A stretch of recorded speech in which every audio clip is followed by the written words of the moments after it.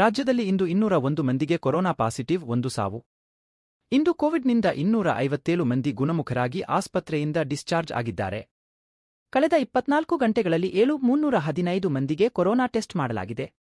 Positivity ದರ 2.74 ರಷ್ಟಿದೆ ಎಂದು ಆರೋಗ್ಯ ಮತ್ತು ಕುಟುಂಬ ಕಲ್ಯಾಣ ಇಲಾಖೆ ಮಾಹಿತಿ ನೀಡಿದೆ. ಇನ್ನು ರಾಜಧಾನಿ ಬೆಂಗಳೂರಿನಲ್ಲಿಯೇ ಇಂದು 121 ಜನರಿಗೆ ಕೊರೋನಾ ಪಾಸಿಟಿವ್ ಬಂದಿದೆ.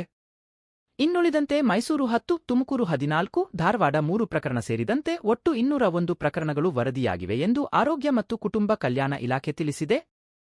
ಇಂದು ಕೋವಿಡ್ನಿಂದ 257 ಮಂದಿ ಗುಣಮುಖರಾಗಿ ಆಸ್ಪತ್ರೆಯಿಂದ ಡಿಸ್ಚಾರ್ಜ್ ಆಗಿದ್ದಾರೆ. ಕಳೆದ 24 ಗಂಟೆಗಳಲ್ಲಿ 315 ಮಂದಿಗೆ ಕೊರೋನಾ ಟೆಸ್ಟ್ ಮಾಡಲಾಗಿದೆ.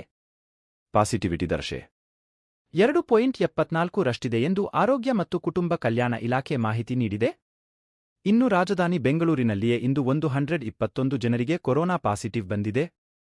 ಇನ್ನುಳಿದಂತೆ ಮೈಸೂರು 10, ತುಮಕೂರು 14, ಧಾರವಾಡ 3 ಪ್ರಕರಣ ಸೇರಿದಂತೆ ಒಟ್ಟು 201 ಪ್ರಕರಣಗಳು ವರದಿಯಾಗಿವೆ ಎಂದು ಆರೋಗ್ಯ ಮತ್ತು ಕುಟುಂಬ ಕಲ್ಯಾಣ ಇಲಾಖೆ ತಿಳಿಸಿದೆ.